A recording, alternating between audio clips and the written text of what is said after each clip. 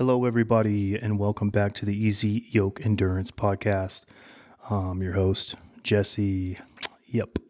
So, again, we are not yet to the Baton Memorial Death March episode, although it is coming. It is the weekly episode that I keep promising that's not here yet, but I wanted to pack a little more into this first week of the podcast. Just wanted to load you guys with some more listening opportunities. So here it is.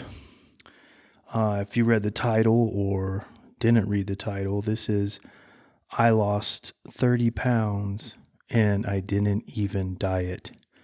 And it's not clickbait in the sense that that is exactly what happened. And I've kind of already talked about it a little bit in the previous episodes, but I thought I would dive a little bit more deeper into how that worked and into some of the concepts that I applied. So one of the things you've probably heard people say something to the effect of you cannot outrun a bad diet. And I think people who say you cannot outrun a bad diet just don't want to run that much because, well, it will take a lot of running to outrun a bad diet. And I guess we might all have very different definitions of what is a bad diet.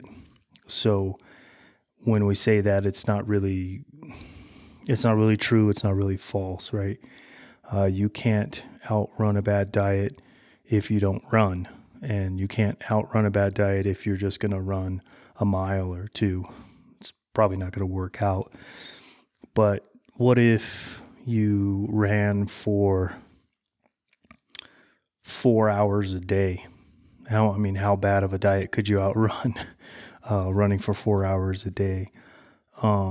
So it's the amount of running, right, that determines how bad of a diet you can outrun, or it's the amount of bad in the diet that determines how much running you need to do to actually outrun it. So when I say that I lost 30 pounds without dieting, I truly didn't even think about diet. I thought about it from the standpoint of I'm eating food now. I'm eating a diet now, whatever that food is. And I'm probably gaining a little bit weight on that amount of calories that I was consuming. But if I add 10 hours or 14 hours a week in steady state cardio, I will no longer be consuming too many calories. I will now be in a calorie deficit. And we all know that weight loss is a really simple concept, right? We need to be in a calorie deficit, meaning we need to consume more calories or burn more calories through exercise and activity than we do on our fork. So the less we eat, the less work we need to do. The more we eat, the more work we need to do if our goal is to lose weight. So for me, it's easier to say, hey, I'm getting on the bike and I'm going to put in the hours than it is for me to correct my bad eating habits. And I say they're bad because I've gained weight on the diet that I was eating. So it's a bad diet, right? It's no good if I cannot sustain a healthy weight. And honestly, you could eat probably straight donuts and still lose weight and just not be healthy at the same time, right? Like how many calories are in food and how many calories you burn will determine whether you gain weight or whether you lose weight. However, there's other health factors, that play into diet. And I'm just constantly avoiding them because I love food so much, right? Some people might ask me, why do I like cardio so much? And I tell people I don't like cardio. I like burritos. And that's why I like cardio, is because the more cardio I do, the more burritos I can consume. But there is definitely a balance between those two things that I have not been able to keep both plates spinning at the same time because I've gained weight so much to the extent that I was obese or am obese and did not maintain the levels of activity required to eat those burritos and the quantity of burritos that I like to consume. So at some point I will have to dial back my burrito consumption and put some other foods into my diet so that I can do a little bit of less cardio. Although right now we're not ramping up for less cardio. We are ramping up for more and more and more cardio because we need a very large volume of cardio to reach a full Ironman. I'm guessing we might get close to 25 hours a week, getting closer to the actual full distance Ironman event.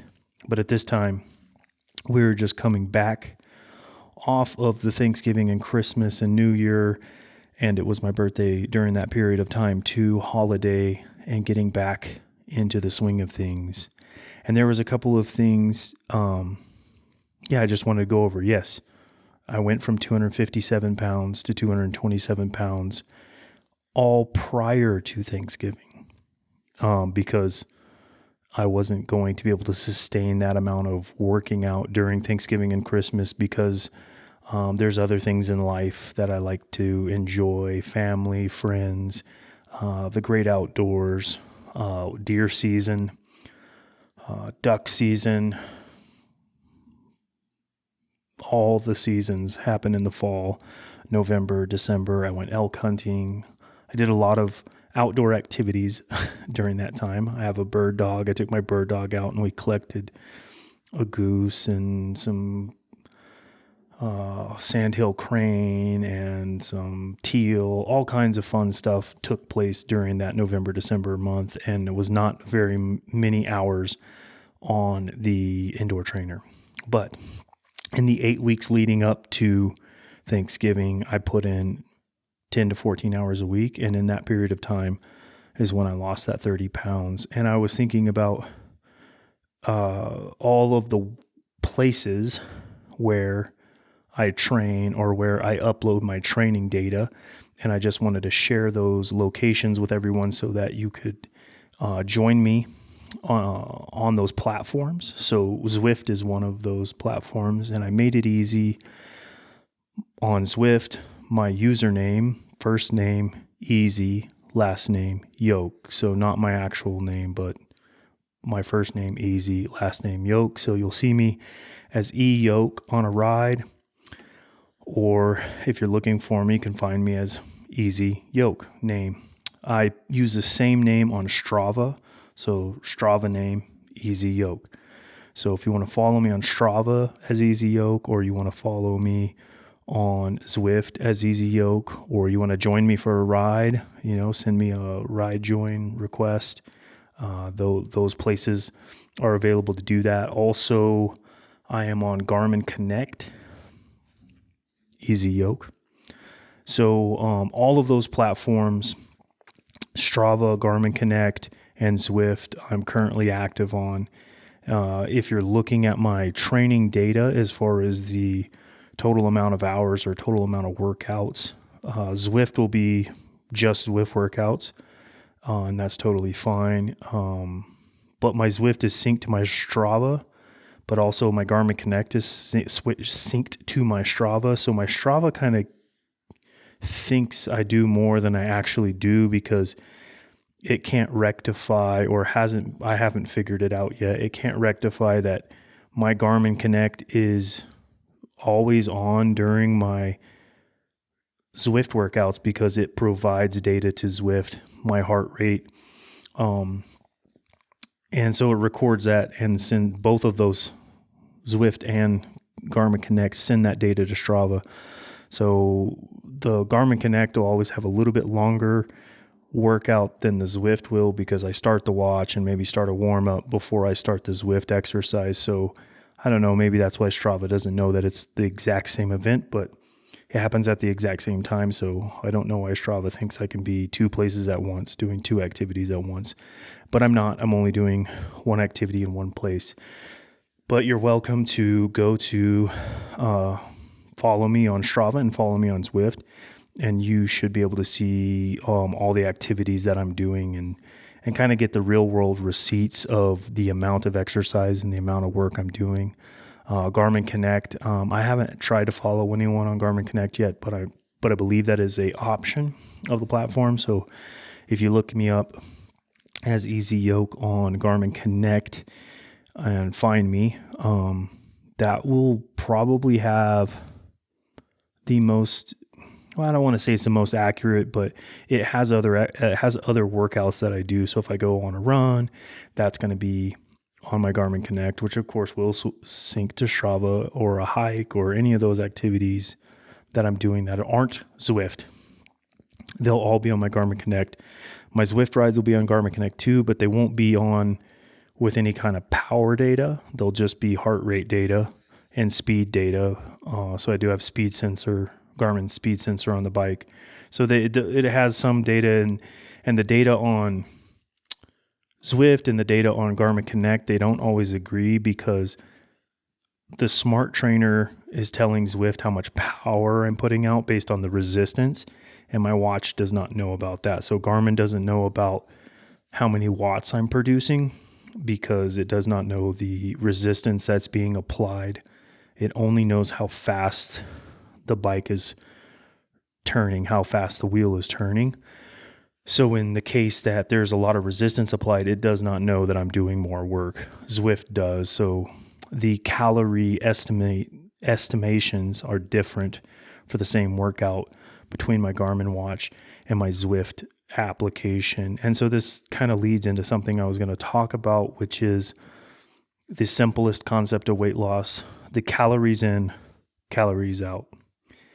And I simply use Garmin Connect as my one-stop shop for calorie out computation or estimation, because it's based off of a watch that I'm wearing, a smart watch that I'm wearing. So it's looking at my heart rate, my resting heart rate, my sleep time throughout the day, as well as taking in my different exercises that I log or record. So it has the biggest or most whole picture of what my day looks like, and how many resting calories I burn, plus how many active calories I burn. So when I look at that data, I can see approximately, give or take, I don't know, some amount, how many calories I have consumed or have used, burned in a day. And when I'm working out, doing these exercises, doing an hour, 2 hours of cardio, I'm between 3,500 and 4,000 calories a day, which you can definitely eat more than 35 or 4,000 calories a day. That is not hard, but it's also not hard to just eat regular food or eat regular meals and be below 3,500 calories, maybe even well below, well, maybe not well below 3,500 calories, but just eating a regular diet, and you're burning 35 to 4,000 calories, you're probably doing pretty well, because your resting calorie for a guy of my size is probably in the 22 to 2,500 range. So we're talking about a additional 1,000 to 1,500 calories burned a day.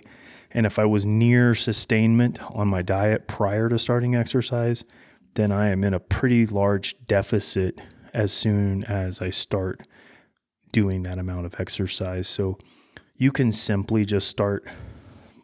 The way I like to look at it is, we can overcomplicate everything, and we can really get into the weeds and get into the science about weight loss and about diet and about nutrition, and we can talk it to death without doing anything. And the best way to really start getting on the right path, or the path to progressive weight loss is to just start doing something.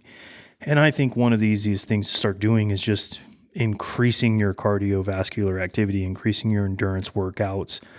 And so that's what I did. I just got on and just kept increasing my time in the saddle, so to speak. When I first got on my bike, man, I could barely sit on that stupid thing for like 15 to 30 minutes. And then my backside was sore, my lower back was sore. Everything was just kind of like uncomfortable after that amount of time. It wasn't necessarily that I was completely fatigued or gassed, but I was just sore and it was uncomfortable. And so after just a couple of weeks, it just got to the point where I could last longer and longer and longer on those indoor sessions. And then I would stack indoor sessions, multiple sessions a day. And all of that resulted in a large amount of weight loss. And I'm very sorry, I did not take any like of those before and after type pictures. Again, like I'm really not doing this. I mean, everyone wants to look good, but I'm not really doing this to look good. That's not the point. I'm not trying to build some kind of physique out of exercise. I'm just trying to be back to a point in my life where running wasn't a thing. It was just something. It never bothered me. I could run and I could run and I could run some more. And I had energy and I could do any kind of sporting activity, but these days, I get gassed walking up a, steep set of stairs or steep hill or, going on a brisk walk, and I don't want to live that life anymore. I would like to get back to being more efficient. I'm having a more efficient body, and just the less weight you carry, the easier life is in general. And sure, I do want to look better, but that's not the major goal here. So I guess I forgot to put a little proof out there to get the receipts. So I will, after this podcast is over, go ahead and take some of those before photos of now for this period of time. I probably don't even weigh 227. I haven't weighed myself this week, but when I recorded the last podcast, I was at 227. So I just keep saying 227, but I'm probably already a couple of pounds down, potentially.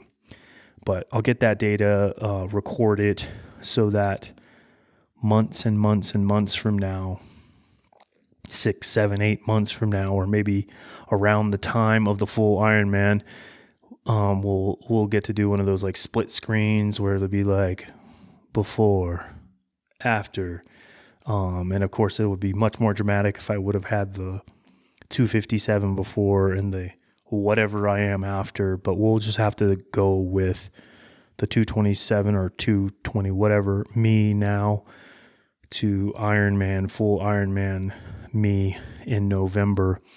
Also, not that anyone really, really cares, but you'll see that my beard is trimmed pretty short. Well, you may not know, but my beard is usually pretty long and pretty full. And I decided to cut it short in the winter time. I do this every once in a while, but I'm going to be growing my beard for the entire prep period of time from now until the full Ironman. I haven't decided whether I will execute the full Ironman with the full Viking beard, or if I will trim it down for the Ironman. Maybe clean shave and just look wild and crazy, and everyone will wonder who I am. But that's just something it's something you can watch here, is the progression of my beard getting fuller and longer as this podcast goes on, and eventually it'll actually be quite impressive, if I do say so myself. But yeah, I just wanted to throw out one more little teaser episode for the Easy Yoke Endurance podcast, discussing just the fact that, you know what, you really can just get on the bike or get on the road and increase your calorie burn to a point where you are in a deficit, and then, slowly start dialing in your diet. Because if you're like me, Food is probably a habitual thing. It is not just sustenance. It's something that you do probably for unhealthy reasons that are not just related to satiation. So maybe I need to work on that a little bit more, and I will work on that a little bit more. But I encourage you to get out there and exercise first before trying to get everything perfect. But if you know how to diet or can eat proper nutrition, you should probably do that as well. It'll multiply your success in your journey. But again, this is the Easy Yoke Endurance podcast, and the only thing you need to do to finish your endurance event is keep moving forward and don't stop.